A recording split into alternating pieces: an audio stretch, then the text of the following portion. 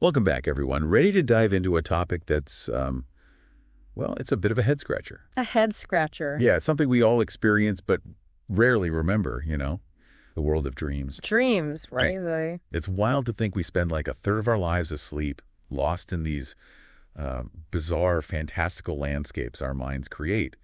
But then we wake up, have our coffee, and it's like, poof, gone. It's true. We tend to just dismiss them, like they're just fleeting illusions.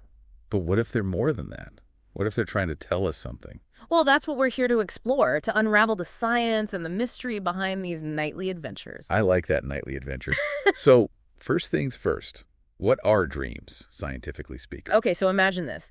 Your brain's throwing a party while your body's taking a well-deserved break. That's REM sleep. In a nutshell, rapid eye movement. REM sleep, got it. Yeah, and it's during this stage that most dreaming happens. The brain's buzzing with activity, almost as if we're awake. But our bodies are totally paralyzed, right? Right. It's a safety mechanism, I guess. Imagine if we were acting out all those crazy dreams. Oh, tell me about it. I once dreamt I was winning an Oscar, but then a giant squirrel started chasing me through the crowd. Haha, classic. Yeah. But yeah, that paralysis keeps us from, actually leaping out of bed or running into walls. Makes sense. But it's still so strange. Why even create these elaborate stories if we can't experience them fully? That's the million-dollar question. And it leads us to one of the leading theories about why we dream, the activation synthesis theory. Well, what now? It's basically the random brain party theory. Okay, that sounds more my speed. So picture this. Your neurons are firing randomly during REM sleep, creating this kind of neural noise. And your brain, being the storyteller it is, tries to make sense of this chaos by weaving it into a narrative. So sometimes a dream is just our brain trying to find a pattern in the randomness. Exactly. Like it's saying, hey, let's make a story out of this neural gibberish. I can see that. But what about those dreams that feel, I don't know, more meaningful? The ones that are super emotional or strangely prophetic? There's got to be more to it than just random firing, right? Oh, absolutely. There are a bunch of other theories out there. One of the big ones is the information processing theory. Okay, what's that one about? This theory suggests that dreams actually help us consolidate memories and process all the stuff we've experienced during the day. So it's like our brain is doing a nightly cleanup, deciding what to keep and what to toss. Yeah, it's like a mental Marie Kondo, tidying up our thoughts and experiences. I like that analogy. It's decluttering for the mind. Exactly. And that might also explain why we forget most of our dreams. It's like the brain's decided what's important and discarded the rest. Makes sense. But you know what's always baffled me? Those aha moments you get after a good night's sleep. Aha moments. Yeah, like you've been struggling with a problem, and then bam, the solution pops into your head, almost like it came to you in a dream. Ah, you're talking about the problem-solving hypothesis. This one suggests that dreams provide a unique space for creative problem-solving. So our brains are working on stuff even when we're asleep. It's like having a secret brainstorming session while you slumber. Sign me up for that. But what about the emotional side of things? We all know that stress and anxiety can lead to some pretty wild dreams. Oh, definitely. That's where the emotional regulation theory comes in. Okay, tell me more. So, this theory suggests that dreams help us process those difficult or complex emotions. It's like having a therapy session while you sleep. A nocturnal therapy session. Interesting. No, it's all about working through those anxieties and fears in a safe, symbolic environment. So it's like our brain is giving us a chance to confront those emotions without being overwhelmed by them. Exactly. It's about finding that emotional balance, even if it's just within the dream world. Wow, this is all so fascinating. So we've got the random brain activity theory, the memory processing theory, the problem-solving theory, and the emotional regulation theory. And there's one more I think you'll find particularly interesting. Hit me with it. This one is called the threat simulation theory. And it's all about how dreams might help us prepare for real-life challenges. Okay, I'm intrigued. It's like our brain is running simulations, getting us ready to face potential threats or dangers. So maybe that giant squirrel in my Oscar dream was actually my brain preparing me for, I don't know, a real-life squirrel attack. Maybe. Or maybe just a metaphor for some other fear or challenge you're facing. Food for thought, for sure. But speaking of scary things, what about nightmares? We've talked about how dreams can help us process emotions, but what about those dreams that straight up terrify us? Well, nightmares, while unsettling, can actually be a way for our brains to process anxieties, fears, and even past traumas. So even those dreams that make us wake up in a cold sweat could be helping us in some way. Precisely. Think of them like a dress rehearsal for dealing with real-life challenges. a way for your brain to practice resilience. Okay, I'm starting to see nightmares in a whole new light. Mm. But what about those nightmares that keep coming back? The recurring ones that haunt you even when you're not consciously stressed or anything. Recurring nightmares, yeah, those can be tough. And they often point to a deeper issue that needs to be addressed, something we need to confront or resolve. It's like our brain is sending us a message, even if we're asleep. Exactly. And these recurring nightmares can be particularly intense because they tend to tap into our deepest fears and insecurities. So what can you do if you're plagued by these recurring nightmares? Is it a sign you need professional help? In some cases, yeah. If they're causing you a lot of distress or messing with your sleep, it's definitely worth talking to a therapist or sleep specialist. Okay, that's good to know. But what if they're not that bad? Are there any DIY techniques for managing nightmares? Absolutely. One of the best things you can do is start keeping a dream journal. Dream journaling, got it. Yeah, by writing down your dreams as soon as you wake up, you can start to spot patterns, identify themes, and maybe even figure out what's triggering those nightmares. So it's like detective work for your dreams. Exactly. You're piecing together clues from your subconscious. I like that. Makes it sound less scary and more like a puzzle to solve. Exactly. And aside from dream journaling, there are other things you can try. Relaxation techniques before bed, like deep breathing or meditation, can help a lot. So creating a sense of calm before you drift off. Right. And another helpful trick is to try reimagining the ending of the nightmare. If you wake up feeling scared, try rewriting the ending in your mind, giving it a positive spin. Ooh, I like that. Taking control of the narrative. Exactly. You're basically telling your subconscious, hey, I'm not afraid of this anymore. I'm in charge. No, that's empowering. But, despite all this amazing science, there's still so much we don't know about dreams. It's almost like the more we learn, the more mysterious they become. You're so right. For example, why do some people remember their dreams vividly every morning while others, well, they barely recall a thing? Ugh, that's me. I'm the barely recall type.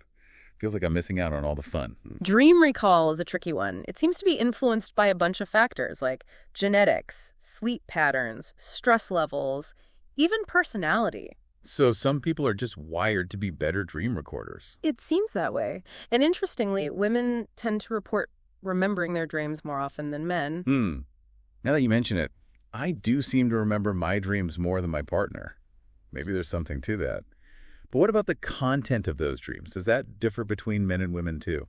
There's some evidence to suggest that, yes, there are gender differences in dream content. It's still being researched, but studies have shown that men's dreams often feature more aggression and physical activity, while women's dreams tend to be more emotional and social. That's fascinating. Makes you wonder if it's societal or something deeper, Yeah. It's a complex question for sure, but definitely one worth exploring further. And speaking of unanswered questions, there's one that's been around for ages. Prophetic dreams. Are they real or just like coincidences we overthink? Ooh, good one. I've always been intrigued by the idea that our dreams might offer glimpses into the future. Is there any science to back that up, or is it just wishful thinking? Precognitive dreams. It's a topic that's been debated forever. There's no scientific consensus, but there are some interesting theories out there. Do tell. I'm all ears. Well, one theory suggests that our brains are constantly processing information, even when we're asleep.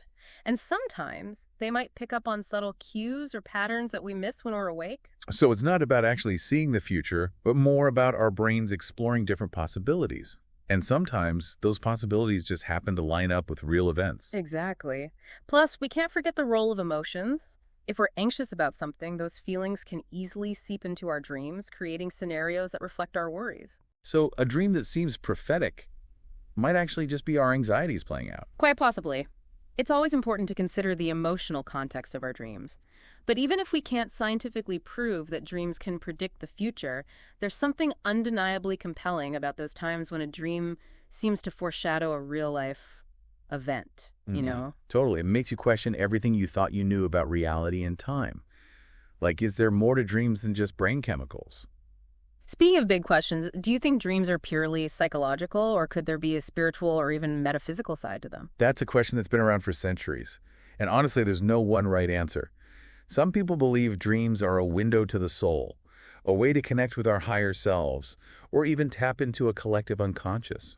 It's a fascinating concept, this idea that our dreams might connect us to something bigger than ourselves. Right. But then others see dreams as purely biological, just a side effect of neural activity, nothing more, nothing less. So it's all about perspective, whether you see dreams as mystical messages or just, like, neural noise. Exactly. And the beauty is that there's room for both perspectives. We can appreciate the science while still acknowledging the mystery and wonder that surrounds dreams. I love that. Embracing both the scientific and the spiritual, recognizing that we still have so much to learn about the human mind and consciousness. Exactly. And that sense of mystery is what keeps us fascinated by dreams, keeps us exploring their depths, and keeps us searching for those answers. Absolutely. And speaking of exploring depths, why do some people have such vivid, almost movie-like dreams, while others say their dreams are more abstract or fragmented? It's a great observation. And it seems like the richness and clarity of our dreams can be influenced by all sorts of things, like sleep quality, creativity levels, even emotional state. So someone who's super imaginative might have more visually elaborate dreams. Could be. And studies have shown that people who are into creative activities like writing or painting tend to have more vivid and memorable dreams. Makes sense. Like their creativity spills over into their dream world. And those who have more abstract or fragmented dreams might be more analytical or introspective in their waking lives. Their dreams might reflect that tendency to process information in a more symbolic way. So it's like their dreams are a reflection of their unique way of thinking. Exactly. And the important thing to remember is that there's no right or wrong way to dream. Everyone's dreams are unique, reflecting their personality, experiences, and how they see the world. I love that. It's a reminder that we shouldn't try to force our dreams into some predetermined box or interpretation. Each one is a personal journey, a unique expression of our inner world. Beautifully put. And I think that's a perfect segue to our next topic, the personal significance of dreams and what they might be trying to tell us. Sounds good to me. But before we get too deep into that, I think it's time for a quick break. So yeah, dreams are deeply personal. They reflect our unique experiences, emotions, even our fears. But how do we even begin to make sense of them? It's like they speak a language we don't quite understand. It's true. Dream interpretation is a tricky business. There's no one-size-fits-all approach. So no dream dictionaries. Well, those can be fun to explore, but they often oversimplify things. Dreams are way more complex and nuanced than that. So where do we even start? Well, I always say the first step is to pay attention. Really tune in to what your dreams are showing you. The images, the emotions, the characters, the setting, they all hold potential clues. So it's like detective work. Yeah. Looking for patterns and connections. Exactly. And remember, the most important expert on your dreams is you. Because they're coming from our own minds, right? Precisely. No one knows your inner world better than you do. So trust your instincts, what resonates with you, what feels significant. Okay, that makes sense. But what about those symbols that pop up in dreams? Are they always literal, or is there some deeper meaning hidden beneath the surface? The symbolism of dreams. It's one of the most fascinating and often frustrating aspects of dream interpretation. Tell me about it. I once dreamt I was flying through the air, but then my teeth started falling out. Classic dream symbols. Flying often represents a sense of freedom or empowerment, while teeth falling out can symbolize a loss of control or anxiety. That actually makes a lot of sense, considering what was going on in my life at the time. See? It's all about connecting those symbols to your own personal experiences and emotions. So there's no universal dream dictionary. Each symbol can mean something different to each person. Exactly. And sometimes a symbol is just a symbol. Don't get too hung up on finding a deep, profound meaning behind every little thing. Sometimes a cigar is just a cigar, as they say. Exactly. But other times, a cigar might represent something else entirely. It all depends on the context of the dream and your own personal associations. This is making my head spin a little, but in a good way. So if we want to understand our dreams, we need to pay attention to the details, trust our instincts, and not get too bogged down in trying to decode every symbol. You got it. And remember, dream interpretation is an ongoing process. There's no right or wrong answer. It's all about exploration and discovery. I like that. It's about the journey, not the destination. Exactly. And as you become more attuned to the language of your dreams, you might be surprised by what you uncover. So dreams can teach us about ourselves. Absolutely. They can reveal hidden desires, fears, and even offer solutions to problems we're facing in our waking lives. It's like our subconscious mind is trying to communicate with us. Precisely. And the more we listen to those whispers, the more we can learn about ourselves and navigate our lives with greater clarity and purpose. This is also fascinating. It's like we're peeling back the layers of our own minds. And the best part is, there's always more to discover. The world of dreams is truly limitless. Speaking of limitless, one question I've always wondered about is lucid dreaming.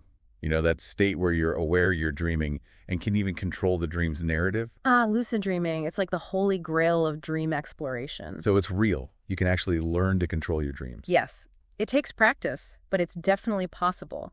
And it's not just some new age fad. There's actually growing scientific evidence to support the existence and benefits of lucid dreaming. Benefits? Like what? Well, for one, it can be incredibly empowering.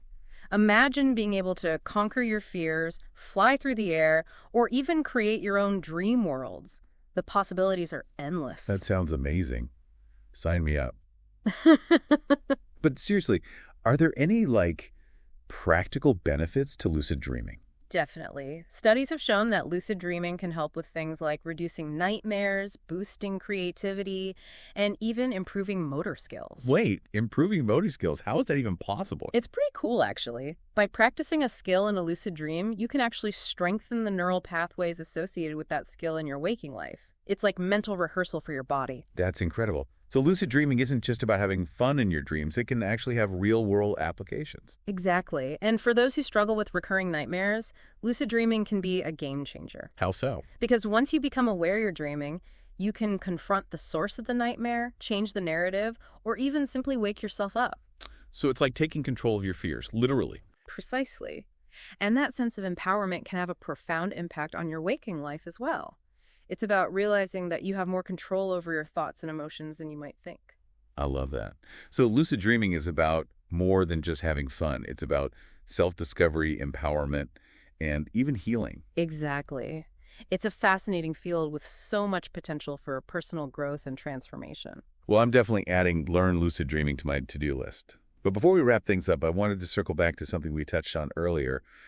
The idea that dreams might have a spiritual or metaphysical dimension. Ah, yes. The age-old question of whether dreams are just a product of our brains or something more. Exactly. We talked about how some people believe dreams are a window to the soul, a way to connect with a higher power, or even tap into a collective unconscious. Do you have any personal beliefs or theories about this? You know, as a scientist, I'm drawn to the evidence-based explanations. But I also recognize that there's so much we don't yet understand about the human mind and consciousness. And I think it's important to remain open to the possibility that there might be more to dreams than meets the eye. I agree. It's about embracing the mystery, right? Absolutely. And who knows, maybe as we continue to explore the world of dreams, we'll uncover new insights that challenge our current understanding of reality and the nature of existence itself. Now, that's a thought-provoking way to end our deep dive. It's been an incredible journey, exploring the science, the mysteries, and the personal significance of these nightly adventures we call dreams. It has been fascinating. And I hope our conversation has inspired you to pay a little more attention to your own dreams. You never know what hidden treasures you might uncover. Well said. And on that note, I think it's time to wake up from our dream exploration, at least for now. Sweet dreams, everyone, and we'll catch you on our next deep dive. So we've talked a lot about the science and the different theories about why we dream. But at the end of the day, dreams are deeply personal experiences. Yeah, and they can be so powerful. I mean, who hasn't woken up from a dream feeling totally shaken or, strangely inspired? Right. They can leave such a lasting impression, and that's what makes them so fascinating to explore. Well, I'd love to hear from our listeners. What are some of the most memorable dreams you've had? Those dreams that stuck with you long after you woke up. Yeah. Tell us about those dreams that made you laugh or cry or just left you scratching your head. I'm always curious about the symbolism and metaphors that pop up in dreams. It's like our subconscious is trying to speak to us in this secret code. Absolutely. And even if we don't always understand the code, paying attention to those symbols and metaphors can still give us valuable insights into our inner world. Speaking of paying attention, any tips for those of us who struggle to remember our dreams? Well, we talked about dream journaling earlier. That's a great place to start. By getting into the habit of writing down your dreams as soon as you wake up, you're basically training your brain to remember them better. So it's like strengthening those neural pathways that connect our dreaming mind to our waking consciousness. Exactly. And the more you practice, the better you'll become at recalling those vivid details and storylines. Okay, I'm definitely going to give that a try because I feel like I'm missing out on a whole dimension of experience by not remembering my dreams. I get it. It's like there's this whole hidden world inside our minds just waiting to be explored. And there's something so magical about that, right? Okay. Even if we don't remember every detail, even if the logic of our dreams makes no sense, there's something about those fleeting images and emotions that captures our imagination. It's true. Each dream is like a unique work of art, a surreal masterpiece created by our own subconscious. Beautifully said. And even if we don't fully understand the artist's intention, we can still appreciate the beauty and the mystery of it all. Exactly. And I think that's a great takeaway from our deep dive. Approach your dreams with a sense of curiosity and wonder.